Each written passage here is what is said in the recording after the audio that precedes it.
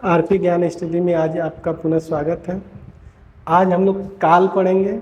काल जो कि एक आपका बहुत ही महत्वपूर्ण टॉपिक है, जिसमें हर कंपटीशन में यहाँ से लगभग एक प्रश्न बन ही जाता है, जिसमें हम लोगों ने काल के 3 भेद के बारे में जाना, भूत को पढ़ा। इसके बाद आज हम लोग पढ़ेंगे वर्तमान काल। वर्तमान काल से यदि किसी परीक्षा में प्रश्न बनते हैं तो सबसे ज़्यादा वर्तमान काल से ही बनते हैं, इसलिए आप लोग ध्यान से एक बार पढ़ लीजिए। वर्तमान काल।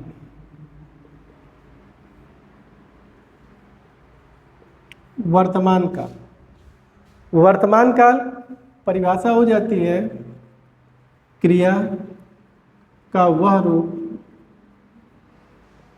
जिससे उसका वर्तमान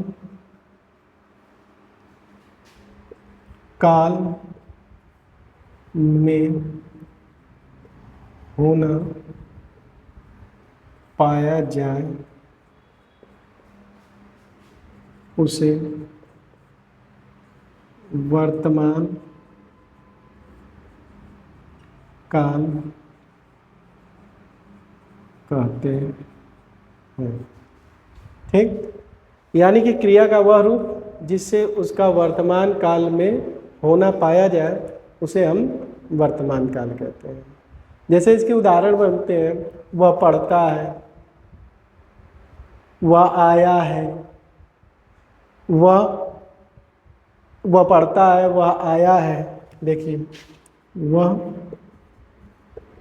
पढ़ता है, ठीक, यानी कि वह यहाँ पर क्या है, करता है, और पढ़ता है मुख्य क्रिया है आपकी यहाँ पर सहायक क्रिया है।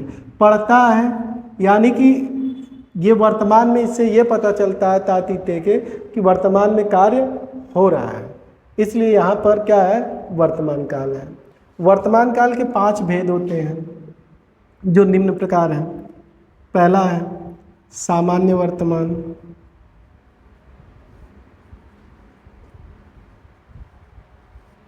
सामान्य वर्तमान। दूसरा है पूर्ण वर्तमान। तीसरा है अपूर्ण वर्तमान, अपूर्ण वर्तमान। चौथा है संदिग्ध वर्तमान। पांचवा है संभाव्य वर्तमान। ये वर्तमान काल के 5 भेद होते हैं। सामान्य वर्तमान काल यानी कि क्रिया का वह रूप जिससे उसका सामान्य रूप से वर्तमान काल में होना पाया जाए, उसे सामान्य वर्तमान काल। पूर्ण वर्तमान काल, क्रिया का वह रूप जिससे उसके वर्तमान काल में पूर्ण होने का बोध हो, उसे पूर्ण वर्तमान काल। अपूर्ण वर्तमान काल, क्रिया का वह रूप जिससे उसके वर्तमान काल में अपूर्ण होने का बोध हो, अपूर्ण वर्तमान काल होता है। संदिग्ध, संदिग्ध का अर्थ होता है संदेह, यानी कि क्रिया का वह रूप जिससे उसके वर्तमान काल में होने की संभावना हो, उसे संदिग्ध वर्तमान काल कहते हैं। संभाव्य का अर्थ होता है संभावना, यानी कि वर्तमान काल की वह क्रिया जिससे उसके वर्तमान काल में होने की संभावना हो, उसे संभाव्य वर्तमान काल कहते हैं। अब बारी बारी से एक एक को हम फिर से पूरी चीज।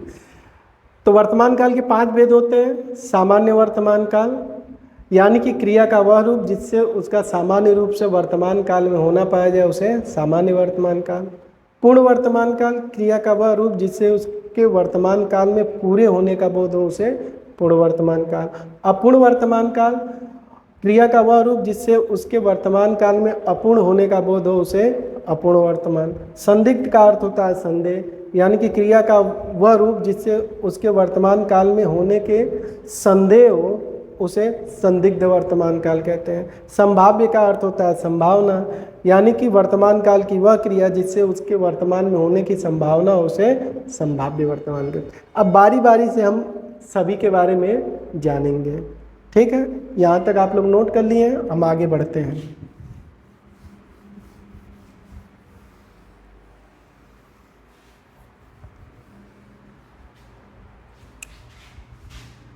वर्तमान काल में हम पढ़ रहे हैं वर्तमान काल, जिसका पहला भेद होता है सामान्य वर्तमान काल।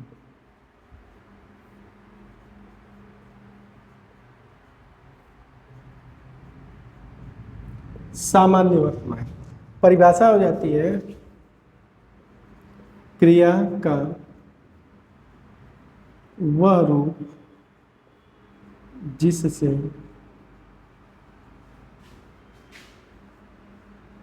उसका सामान्य रूप से वर्तमान काल में होना पाया जाए उसे सामान्य वर्तमान काल कहते हैं। ठीक, यानी कि क्रिया का वह रूप जिससे उसका सामान्य रूप से वर्तमान काल में होना पाया जाए उसे सामान्य वर्तमान काल कहते हैं। इसकी पहचान हो जाती है, यानी कि जिस क्रिया के अंत में, जिस क्रिया के अंत में ता है, ती है, ते है, ता हूँ,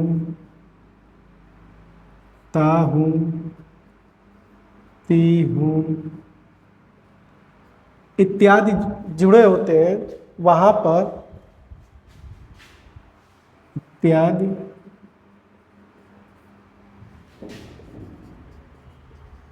होते हैं,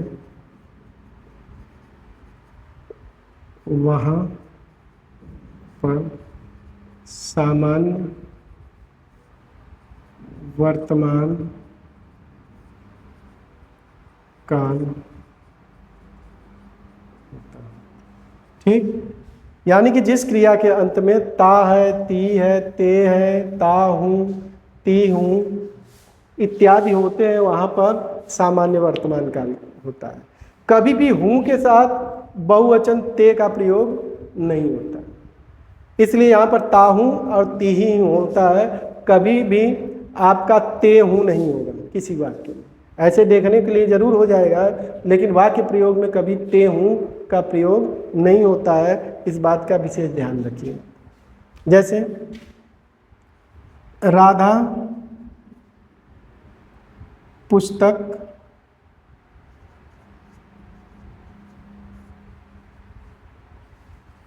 पढ़ती है, राधा पुस्तक पढ़ती है। राधा जो कि आपकी कर्ता है, पुस्तक कर्म है, पढ़ना क्रिया है सहायक क्रिया है। ठीक, यानी कि राधा पुस्तक पढ़ती है, यानी कि राधा पुस्तक पढ़ रही है। ठीक है, इससे इसका ये पता चलता है कि ये सामान्य वर्तमान काल में। ठीक, मोहन गीत गाता है, मोहन कर्ता, गीत कर्म, गाता क्रिया है सहायक क्रिया। तो यहाँ पर गाता यानी कि ये भी बताता है कि क्रिया जो है सामान्य वर्तमान काल की है।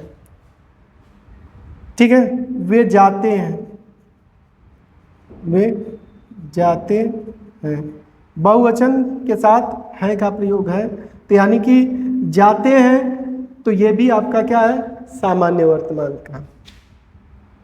मैं पढ़ाता हूँ,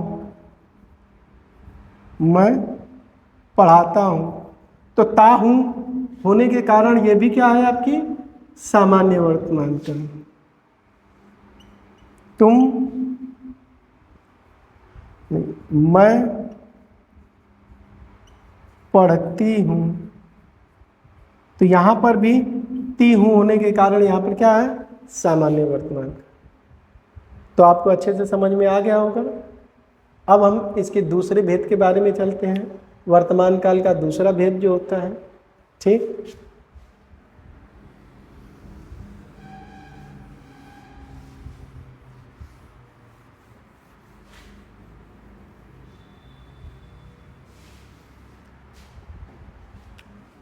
दूसरा भेद होता है आसन्न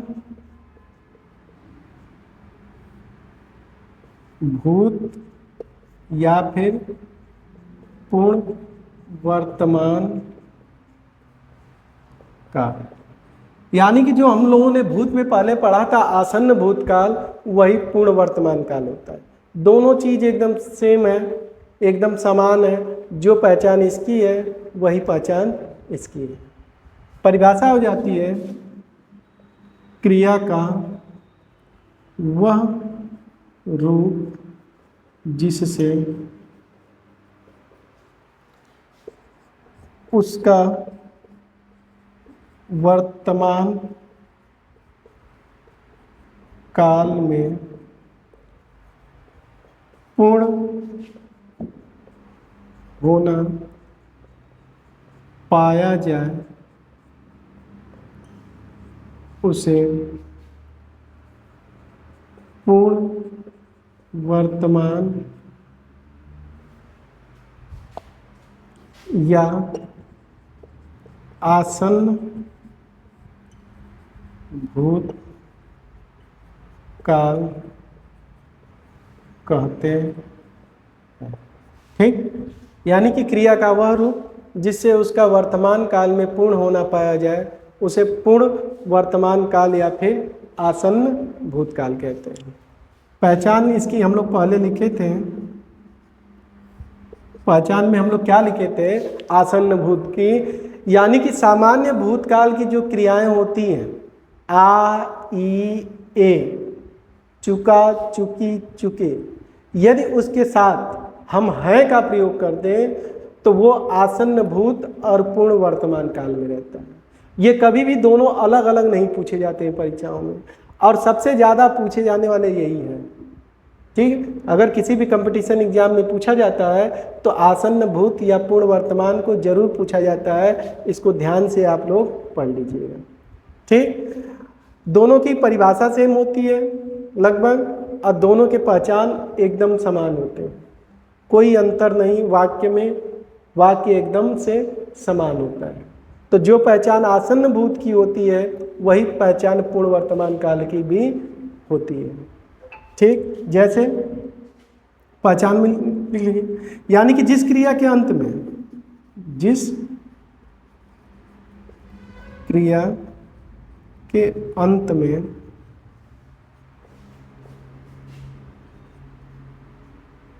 आ है, ई है, ए है, चुका है, चुकी है, चुके हैं, ठीक है, आ हूँ, ई हूँ, इत्यादि हूँ, इत्यादि हूँ, वहाँ पूर्ण वर्तमान काल होता है।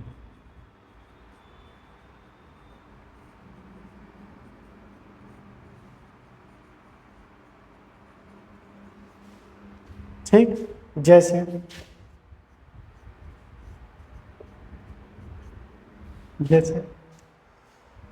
वह आया है, वह आया, यदि केवल इतना वाक्य है आपके सामने तो वह आया, यानी कि ये आपका सामान्य भूतकाल है। ठीक, यदि इस वाक्य के अंत में हमने है का प्रयोग कर दिया तो ये क्या हो गया, आपका पूरा वाक्य आपका पूर्ण वर्तमान और आसन्न भूतकाल। ठीक है, मैं पढ़ चुकी हूँ। मैं पढ़ चुकी हूँ, तो पढ़ना क्रिया है, मैं करता है, चुकना यानी कि ये क्रिया की पूर्णता का बोध करा रही है, और ये हूँ ये बता रहा है कि क्रिया पूर्ण हो चुकी है, इसलिए ये भी आपका क्या है, पूर्ण वर्तमान काल। और जब क्रिया पूरी हो गई तो भूत में भी चली गई, इसलिए आसन्न भूत भी होता है, जिसमें आसन्न का अर्थ हम पिछली वीडियो में पढ़े हैं कि आसन्न का अर्थ होता है हाल ही में या अभी अभी। जो क्रिया अभी अभी समाप्त हुई है वो ही होती है आपकी पूर्ण वर्तमान, और पूर्ण वर्तमान ही आसन्न भूतकाल होता है। ठीक, तो आशा है कि आपको भी ये वीडियो अच्छी से पसंद आ गई होगी, समझ में भी आ गया होगा। फिर हम इसके तीसरे वर्तमान काल के तीसरे भेद के बारे में चलते हैं।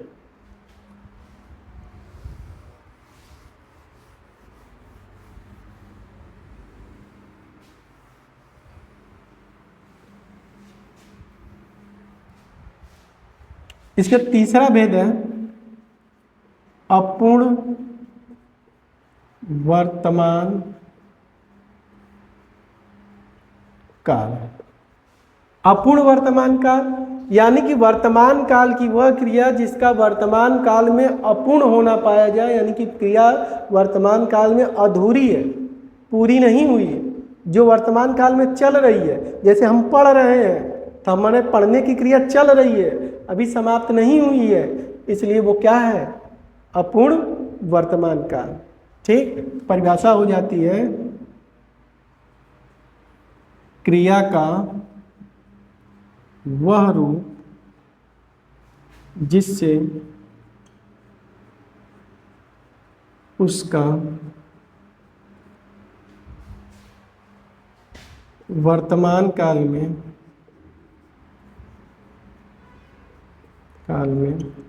अपूर्ण होने का बोध हो, अपूर्ण होने का बोध हो उसे अपूर्ण वर्तमान काल कहते हैं।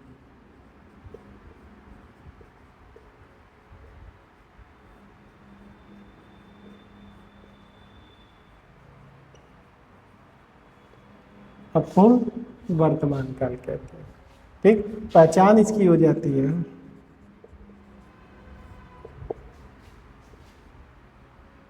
जिस क्रिया के अंत में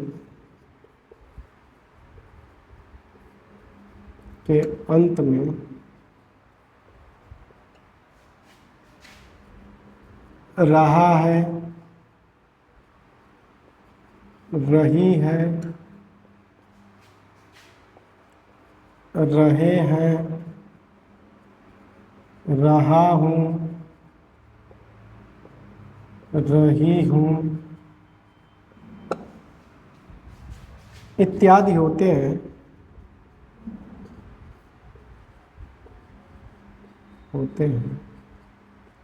वहाँ अपूर्ण वर्तमान काल होता है।